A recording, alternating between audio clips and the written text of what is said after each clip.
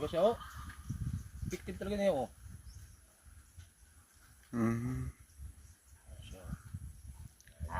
Guys, ito yung gamit namin sa pang-detect ng tubig. Welding rod. Effective ito, guys.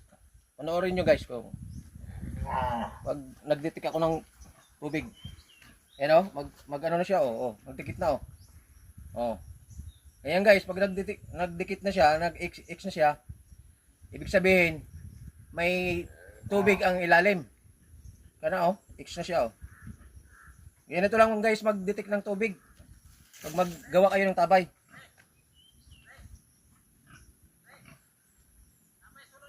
Ayan, guys, oh. Oh. Ito, guys, ang ginamit namin na pang-detect dito sa bangag na ginawa namin. Effective talaga ito, oh. Yan, guys, ang ano namin, oh, bangag. Manumanong kalot. Pakita natin sa kanila. Sabihin nila, hindi totoo. Nag-X talaga siya. Ano? Oh. Diripal pala. Kaya guys, oh. Pag wala naman tubig, maghiwalay yan. Hindi yan siya mag-EX. Oh. I-try nyo ito, guys. Effective kahit mga Amerikano. Naniniwala sila dito sa welding rod. Water detector.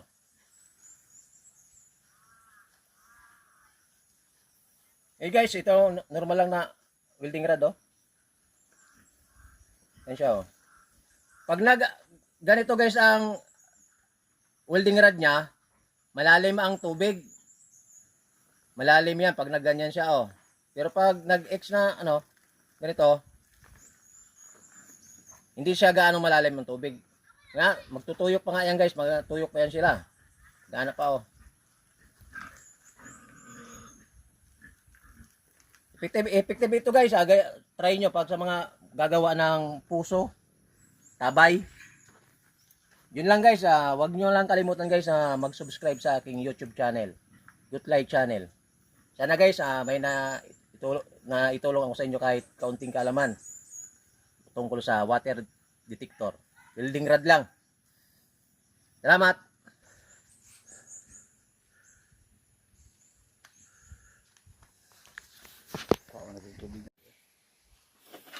Guys, naggawas na ang tubig, oh. Lumabas na, guys, ang tubig. Oh, nagbasa na siya. Hindi nibukyo.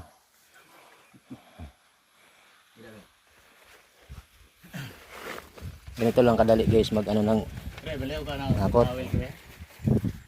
Hi, guys! Subscribe to my channel.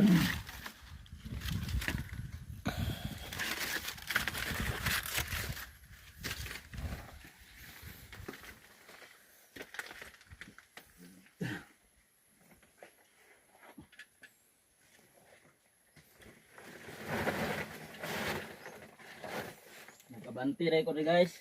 Namulawan kami, guys. Namulawan kami ng water. Hirap talaga ang pressurizer. Sigurado na ang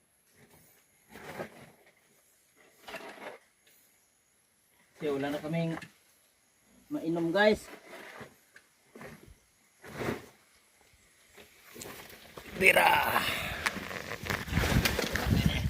Wala ko pa kabira, eh.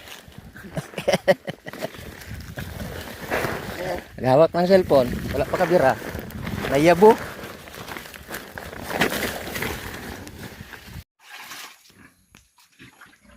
Naigo na, guys, ang ikog ng water.